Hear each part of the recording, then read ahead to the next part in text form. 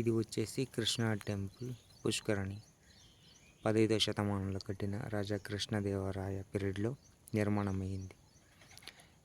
ఈ పొద్దుకి చూడొచ్చు balancing racks మధ్యలో ఎంత బ్యూటిఫుల్గా వీళ్ళు నిర్మించారు. సో దాని పక్కన ఒక పక్షి ఉంది, ఎంత బ్యూటిఫుల్గా ఉందంటే వెయిటింగ్ ఫర్ ఏ ఫిష్ అనమాట. ఇక్కడ చూడొచ్చు వెయిటింగ్ ఫర్ ఫిష్ అనమాట. రెక్కలు ఆరబెట్టుకుంటూ ఉంది. ఈ కోనేరులో దొరికే ఫిషెస్ని పట్టుకుందామని వెయిటింగ్.